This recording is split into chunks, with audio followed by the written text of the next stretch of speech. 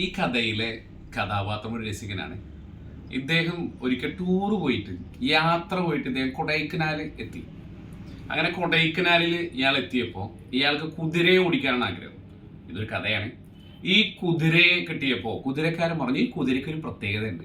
ഈ കുതിരയുടെ വലിയ പ്രത്യേകത എന്ന് പറയുന്നത് ഈ കുതിരയിൽ കയറിയിരുന്നുകൊണ്ട് ഈശ്വര എന്ന് വിളിച്ചു കഴിഞ്ഞാൽ കുതിര മുമ്പോട്ട് പോകും, കർത്താവേ എന്ന് വിളിച്ചു കഴിഞ്ഞാൽ കുതിര അവിടെ നിൽക്കും എന്ന് പറഞ്ഞു. അപ്പോൾ ഈശ്വര എന്ന് വിളിച്ചു കഴിഞ്ഞാൽ കുതിര ഓടുകയും കർത്താവേ എന്ന് വിളിച്ചു കഴിഞ്ഞാൽ കുതിര അവിടെ നിൽക്കുകയും ചെയ്യുമെന്ന് പറഞ്ഞു. ആള് വളരെ ഈസി ആയിട്ട്, കുതിരയോട് പേടിയുണ്ട്, ചെറിയൊരു ഉത്കണ്ഠ, ഒരു ആശങ്ക ഇല്ലാതില്ല, ഈ ആങ്സൈറ്റി വെച്ചുകൊണ്ടാണ്, ഈ ഉത്കണ്ഠ വെച്ചുകൊണ്ടാണ് ഇയാൾ കുതിരപ്പുറത്ത് കയറിയത്. കുതിരയുടെ മുകളിൽ കയറിയിരുന്നു, ഈശ്വര എന്ന് വിളിച്ചു, കുതിര ഓടാൻ തുടങ്ങി. അയാൾക്ക് ഭയങ്കര രസം തോന്നി. ഇടയിലൊക്കെ ഒരു പേടി ആശങ്കയൊക്കെ വരുന്നുണ്ട്. ഓടി ഓടി ഓടി ഓടി കുതിര അങ്ങനെ പോയി ഏതാണ്ട് ഒരു വലിയ കൊക്കയുടെ അടുത്തെത്തിയപ്പോൾ ഇയാള് കർത്താവേ എന്ന് വിളിക്കാൻ മറന്നുപോയി. കാരണം എന്താണെന്ന് വെച്ച് കഴിഞ്ഞാൽ കർത്താവേ എന്ന് വിളിച്ചാലേ ഈ കുതിര നിൽക്കുള്ളൂ. അങ്ങനെ ഈ കുതിര ഓടി ഓടി ഓടി അവസാനം ഇയാൾ പ്രാർത്ഥിച്ച് അവസാനമാകുമ്പോഴേക്കും ഇയാൾക്ക് കിട്ടി, കർത്താവേ എന്ന് വിളിച്ചാലാണ് കുതിര നിൽക്കുക എന്നുള്ളത്. അങ്ങനെ ഇയാൾ എന്തെന്ന് വെച്ചെങ്കിൽ പേടിച്ച് പറിച്ചിട്ടാണെങ്കിലും അവിടെ അറ്റത്തെത്തുന്നതോടുകൂടി കർത്താവേ എന്ന് വിളിച്ച് കുതിര അവിടെ നിന്നു. ഇത് കഴിഞ്ഞ് രക്ഷപ്പെട്ടു എന്നുള്ള ഭാവേന അദ്ദേഹം പറയണ്ടായി, രക്ഷപ്പെട്ടു എൻ്റെ ഈശ്വര എന്ന് പറഞ്ഞു. ഇത് പറഞ്ഞതേ അയാൾക്ക് ഓർമ്മയുള്ളൂ, കുതിര താഴത്ത്. ഈ കഥയും ഇന്നത്തെ വിഷയവുമായി ചെറിയ ബന്ധനം നമുക്ക് നോക്കാം.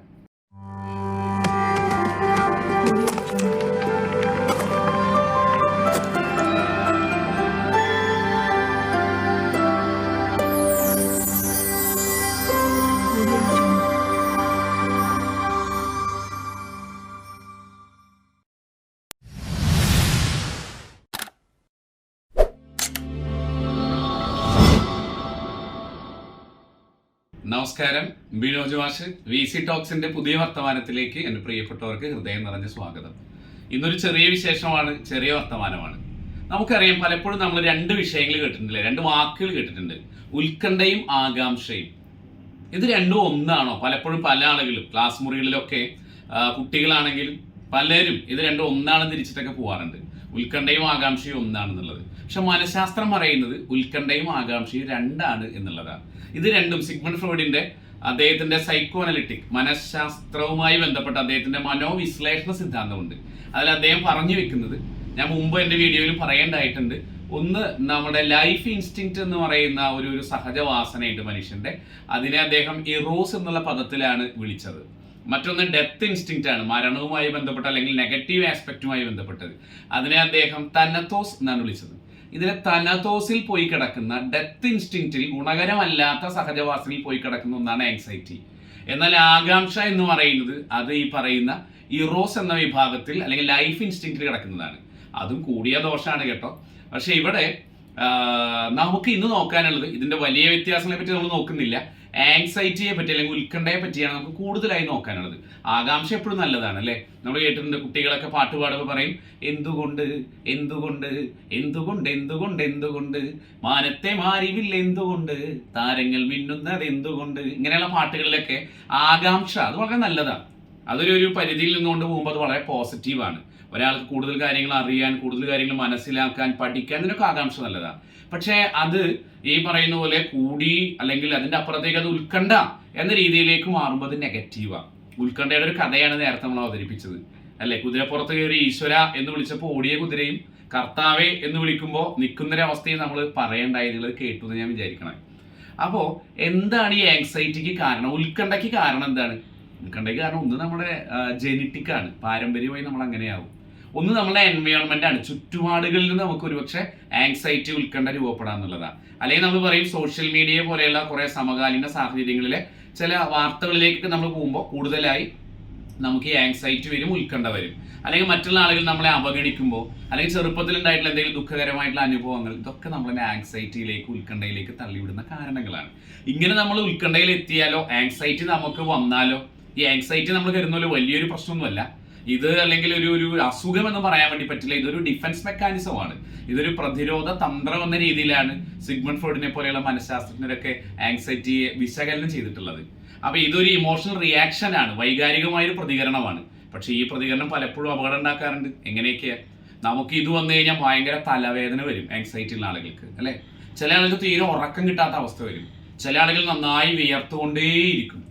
ചില ആളുകൾ നല്ല ക്ഷീണത്തിലേക്ക് പോകും, ഭയങ്കര ക്ഷീണമാവും. ചില ആളുകൾ ഭയങ്കര ഇറിറ്റബിൾ ആവും, ഇറിറ്റേറ്റിംഗ് ആവും എല്ലായ്പ്പോഴും. ചില ആളുകൾ ഭയങ്കര അസ്വസ്ഥരാകും. ചില ആളുകൾക്ക് ഈ പറയുന്നത് പോലെ നമുക്കറിയാം 1 മിനിറ്റിൽ ഏതാണ്ട് 17 മുതൽ 20 വരെയാണ് നമ്മളുടെ റെസ്പിറേഷൻ, ശ്വാസോച്ഛ്വാസം. അതുവരെ ഇങ്ങനെ കൂടി വരും. അങ്ങനെ ഈ ആങ്സൈറ്റി എന്ന് പറയുന്നത് ഈ DSM പോലെയുള്ള തലങ്ങളിലൊക്കെ, DSM വിശദീകരണത്തിലൊക്കെ പറയുന്നത് ഈ ആങ്സൈറ്റിക്ക് ഒരുപാട് തലങ്ങളുണ്ട്. അത് കൂടി നമുക്ക് പാനിക് ഡിസോർഡർ അല്ലെങ്കിൽ പാനിക് അറ്റാക്ക് എന്ന് പറയുന്ന ഒരു ഭീകരമായ അവസ്ഥയിലേക്ക് വരെ പലപ്പോഴും ഇത് എത്തിക്കാറുണ്ട് എന്നുള്ളതാണ്. നമ്മൾ പറയും ദഹന വ്യവസ്ഥയെ വരെ ദോഷകരമായി ബാധിക്കുന്ന, അല്ലെങ്കിൽ നമ്മുടെ കുടലിൽ വളരെ ഗുണകരമായ ബാക്ടീരിയകളൊക്കെ ഉണ്ടല്ലേ, പ്രോബയോട്ടിക് ആയിട്ടുള്ള അത്തരം ബാക്ടീരിയകളെ വരെ ഇല്ലാതാക്കാൻ ഈ ആങ്സൈറ്റി കാരണമാവുന്ന പറയാം. അപ്പൊ ഇങ്ങനെ കുറെ ദോഷങ്ങൾ ആങ്സൈറ്റിക്ക് ഉണ്ട് അല്ലെ. അപ്പൊ ഈ തലവേദന പിടിച്ച ആങ്സൈറ്റി നമുക്ക് ഇല്ലാതാക്കാൻ എന്ത് ചെയ്യാൻ പറ്റും എന്നുള്ളതാണ്. ഇല്ലാതാക്കാനുള്ള ഒരുപാട് മാർഗങ്ങളുണ്ട്. അതിൽ ഏറ്റവും പ്രധാനം നന്നായി ഉറങ്ങുക എന്നുള്ളതാണ്. ഏറ്റവും നല്ല പ്രധാനപ്പെട്ട ഒരു സൊല്യൂഷൻ നല്ല ഉറക്കമാണ്. അല്ലെങ്കിൽ അതോടൊപ്പം തന്നെ നല്ല എക്സസൈസ് ആണ്. നമ്മൾ നല്ല എക്സസൈസ് ചെയ്യുക എന്നുള്ളത് നല്ല ഒരു സൊല്യൂഷനാണ്. അതോടൊപ്പം തന്നെ നമ്മൾ മനസ്സിലാക്കേണ്ടത് നമ്മുടെ ഭക്ഷണവും കാര്യങ്ങളൊക്കെ, പ്രത്യേകിച്ച് നമുക്ക് കാപ്പി പോലെയുള്ള കഫീനൊക്കെ ഭയങ്കരമായിട്ട് ഒഴിവാക്കുക എന്നുള്ളതാണ്.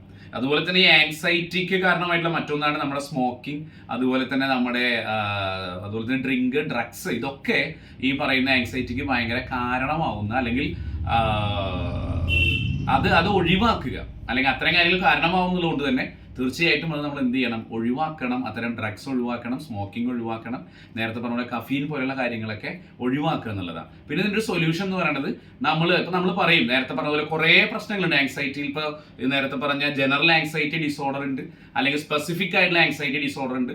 ഇതിനോടൊപ്പം തന്നെ ചേർന്ന് നിൽക്കുന്ന കുറേ ഫോബിയാസ് ഉണ്ട്, കുറേ പേടികൾ അല്ലെ. നമുക്കറിയാം ഇപ്പോൾ സ്റ്റേജിൽ കയറാൻ പേടിയുള്ള ആളുകളുണ്ട്.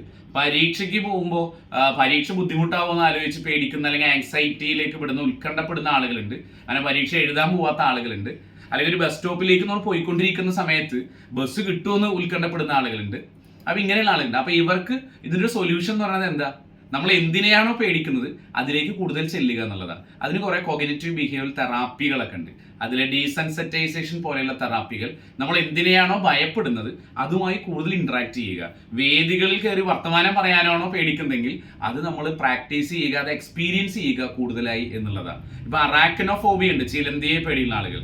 അപ്പൊ അവിടെ ഈ പറയുന്ന പോലെ ചില ബിഹേവിയർ തെറാപ്പികൾ അല്ലെങ്കിൽ CBT പോലെ ചില കാര്യങ്ങളൊക്കെ ഉപയോഗിച്ച്, ഈ ഡീസെൻസിറ്റൈസേഷൻ തെറാപ്പി ഉപയോഗിച്ച് നമുക്ക് അതിനോടുള്ള പേടി കുറച്ച് കൊണ്ടുവരാൻ വേണ്ടി കഴിയും എന്നുള്ളതാണ്. അതോടൊപ്പം തന്നെ നമ്മൾ പറയും വിഷ്വലൈസേഷൻ. നമുക്ക് എന്തിനെയാണോ പേടിയുള്ളത് ആ രംഗം നമ്മൾ നന്നായി കൈകാര്യം ചെയ്യുന്ന പോലെ നന്നായി വിഷ്വലൈസ് ചെയ്യുക എന്നുള്ളതാണ്. ഒപ്പം തന്നെ മെഡിറ്റേഷൻ ഏറ്റവും നല്ല മാർഗ്ഗമാണ്. മെഡിറ്റേഷൻ എന്ന് പറയുമ്പോൾ നമുക്കറിയാം, ഞാൻ പോയ വീഡിയോകളിലൊക്കെ അത് പറയേണ്ടായിട്ടുണ്ട് മെഡിറ്റേഷൻ സംബന്ധിച്ച്. അതിനോട് ചേർന്ന് നിൽക്കുന്ന, അല്ലെങ്കിൽ ഡീപ് ബ്രീത്തിങ് എന്നൊക്കെ പറയും. നമ്മൾ ഒരു 9-8-7 ടെക്നിക്കൊക്കെ നമ്മൾ മുന്നേ പറയേണ്ടായിട്ടുണ്ട്. അതായത് നമ്മൾ കണ്ണടച്ചുകൊണ്ട് 9 വരെ എണ്ണം അല്ലെങ്കിൽ നമ്പർ ചെയ്തുകൊണ്ട് നമ്മൾ മൂക്കിലൂടെ ശ്വാസം ഉള്ളിലേക്ക് എടുത്ത് ബ്രീത്ത് ഹോൾഡ് ചെയ്യുക. 8 വരെ എണ്ണിയിട്ട് ബ്രീത്ത് ഹോൾഡ് ചെയ്ത് ഒരു 7 വരെ എണ്ണി വായിലൂടെ ശ്വാസം ബ്രീത്ത് ഔട്ട് ചെയ്യുമ്പോൾ നമ്മളൊരു ഡീപ് ബ്രീത്തിങ് എന്ന സെഷനിലേക്ക് കടക്കും. അതോടൊപ്പം തന്നെ ചേർന്ന് ചെയ്യാൻ കഴിയാവുന്ന ഒന്നാണ് നമ്മൾ ചെയ്യേണ്ട കാര്യം എന്ന് പറയുന്നത് ഒരു 5-4-3-2-1 ടെക്നിക് എന്ന് പറയും. ഇത്തരം സാഹചര്യങ്ങളിലൂടെയൊക്കെ പോകുമ്പോൾ നമ്മൾ ഇരിക്കുന്ന സ്ഥലങ്ങളിൽ നിന്ന് ഒരു 5 കാര്യങ്ങളെ നമ്മൾ കണ്ടെത്തുക, ഐഡന്റിഫൈ ചെയ്യുക കണ്ണുപയോഗിച്ച്. അത് കഴിഞ്ഞ് നമ്മളൊരു 4 കാര്യങ്ങളെ കൈ ഉപയോഗിച്ച് കൈനസ്തെറ്റിക്കലി ടച്ച് ചെയ്യുക. 4 വസ്തുക്കൾ, ഒരു ഫാൻ ഉണ്ട്, അല്ലെങ്കിൽ ഒരു ട്യൂബ് ഉണ്ട്, അല്ലെങ്കിൽ ഒരു ബട്ടൺസ് ഉണ്ട്. അങ്ങനെ 4 കാര്യങ്ങളെ നമ്മൾ ടച്ച് ചെയ്യുക എന്നുള്ളതാണ്. അത് കഴിഞ്ഞ് നമ്മൾ 3 ശബ്ദങ്ങൾ കേൾക്കുക എന്നുള്ളതാണ്. നമ്മുടെ കാതുകൾ ഉപയോഗിച്ച് 3 ശബ്ദങ്ങൾ കേൾക്കുക. അത് കഴിഞ്ഞ് നമ്മൾ 2 കാര്യങ്ങളെ സ്മെല്ല് ചെയ്യുക. ആ സമയത്ത് കിട്ടാവുന്ന ഏതെങ്കിലും 2 കാര്യങ്ങളെ സ്മെല്ല് ചെയ്യുക. അതോടൊപ്പം തന്നെ 1 എന്ന് പറയുന്നത് നമ്മൾ എന്തെങ്കിലും ടേസ്റ്റ് ചെയ്യുക. അപ്പൊ ഇത്തരം കാര്യങ്ങളിലേക്ക് കടക്കുമ്പോൾ നമുക്ക് സ്വാഭാവികമായി കുറയും, ആങ്സൈറ്റി കുറയും എന്നുള്ളതാണ്. അതോടൊപ്പം തന്നെ നേരത്തെ പറഞ്ഞ സോഷ്യലായിട്ട് നമുക്ക് എന്താണോ ഈ ആങ്സൈറ്റിക്ക് ട്രിഗർ ചെയ്യപ്പെടുന്നത്, അല്ലെങ്കിൽ അത് ട്രിഗറായി വരുന്നത്, അത് ഇല്ലാതാക്കാൻ ശ്രമിക്കുക. ചില വാർത്തകൾ കാണുന്നത്, ചില പ്രത്യേക വാർത്തകൾ കാണുമ്പോൾ നമ്മളത് ഭയങ്കരമായിട്ട് ഇറിറ്റബിൾ ആങ്സൈറ്റിയിലേക്ക് കൊണ്ടുവരും. അത്തരം വാർത്തകളൊക്കെ പരമാവധി ഒഴിവാക്കുക. ആ രീതിയിൽ അതുപോലെ തന്നെ നമ്മൾ വളരെ മോശക്കാരാണ് എന്നുള്ള ചിന്തയിൽ നിന്ന് മാറി നമ്മളെ സ്നേഹിക്കാൻ തുടങ്ങുന്നത്. സെൽഫ് ലവിന്റെ വീഡിയോസൊക്കെ നമ്മൾ ചെയ്തിട്ടുണ്ട്. ചെറുതായി സെൽഫ് ലവ് ഒക്കെ നമ്മൾ ചെറുതായി പ്രാക്ടീസ് ചെയ്യാൻ വേണ്ടി തുടങ്ങുക. നമുക്ക് ഈ പറയുന്ന ആങ്സൈറ്റിയൊക്കെ ഒഴിവാക്കി, ഉത്കണ്ഠ ഇല്ലാതാക്കി, നേരത്തെ പറഞ്ഞ പോലെ ആകാംക്ഷയിലേക്ക് വന്ന് നല്ല മനുഷ്യരായിട്ട് മാറാൻ വേണ്ടി കഴിയും. ഇത്രയുമാണ് ഇന്നത്തെ വർത്തമാനം. പ്രിയപ്പെട്ടവർക്ക് ഇഷ്ടപ്പെടുകയാണെങ്കിൽ ഇത് ലൈക്ക് ചെയ്യുക, കമന്റ് ചെയ്യുക, പ്രിയപ്പെട്ടവർക്കായി ഷെയർ ചെയ്യുക. മറ്റൊരു വർത്തമാനവുമായി നമുക്ക് VC ടോക്സിലൂടെ വീണ്ടും കാണാം. Thank you.